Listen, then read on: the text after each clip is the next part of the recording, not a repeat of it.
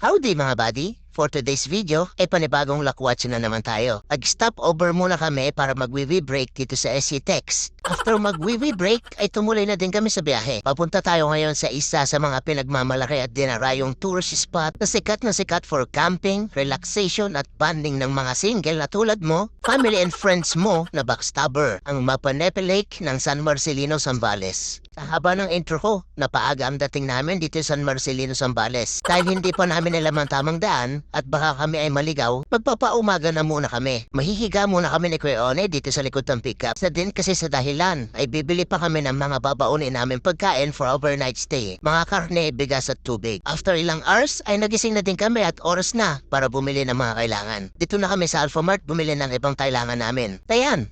Kompleto na. Medyo maliwanag na at pasikat ng araw. Bumiyahe na kami kahit hindi alam ang tamang daan. Baon lang ang mga pagkain at lakas ng loob at si Magta.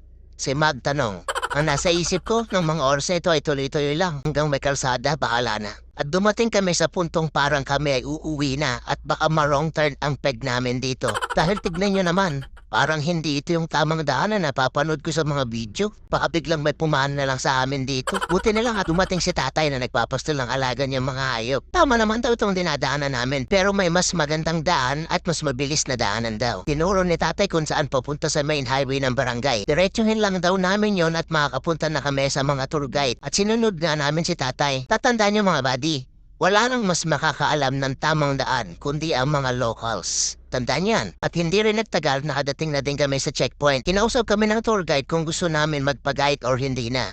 Dahil hindi namin kabisado, ay kumuha kami ng tour guide. Ang rate nila is 800 pesos. Ihahatid kayo sa lake at susundin din kung anong araw at oras nyo gustong umuwi. Pwede din naman na one way lang. O ihahatid lang kayo, pero bahala na kayo pa uwi. Isa din sa perks ng pagkuha ng guide is if ever na mabalaho kayo, ay maihingi ng tulong para i-rescue kayo. Merong environmental fee na 300 pesos each. After magkasundo sa price at magbayad ng environmental fee, ay bumiyahin na kami para sundan si Kuyang Guide. Papakita ko mamaya kung ano ang name at number niya para pwede niyo siyang tawagan kung need niyo ng tour guide. Kung may budget lang din kayo, ay kumuha na kayo ng tour guide para kahit papano ay makatulong tayo sa mga kapatid nating katutubo dito sa Zambales. Halos ito lang din kasi ang kanilang source of income. Bukod sa pagtitinda ng kanilang mga aning gulay at prutas na binababa pa galing sa bundok. At tip lang sa mga balak pumunta, mapa 4 wheels man and 2 wheels. Kailangan nakakondisyon ng mga sasakyan nyo, lalong-lalo ng mga gulong. Dahil 90% or more rough road ang inyong dadaanan. Halos kakapasok pa lang namin sa trail papuntang lake ay may sumulubong agad sa amin na mga nabalaho. Sinabihan kami ni Kuya kung paano ang diskarte at saan nadadaan para hindi kami mabalaho. Isa din sa perks ng mga tour guide ay mas alam nila kung saan mas safe na dumaan at paano ang diskarte. Pero simula pa lang yun dahil madami pa kaming ilog na tatawirin. Pabuti na lang at mababaw at mahina lang ang tubig na dadaanan namin. Papunta pa lang kami sa lake ay ang ganda na ng view na makikita. Paano pa kaya sa mismong lake na? Lahat kami excited na makarating sa lake. Dito ay biglang tumigil si Kuya para bigyan kami ng babala. Sa part daw na ito ay may nangunguha ng pogi. Napaisip ako at buti na lang safe ako.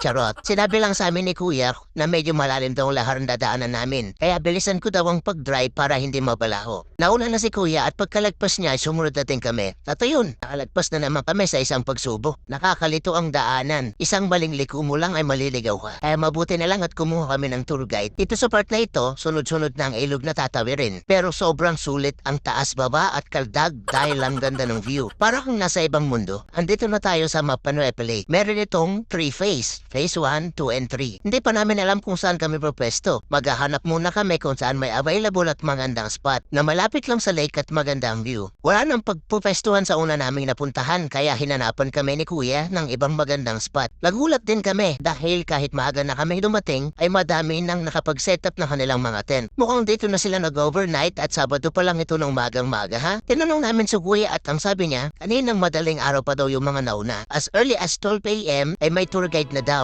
kapag weekends. Kaya okay lang daw na pumunta kahit madaling araw. At ito pala ang name at contact number ni Kuya na nag-tour guide sa amin.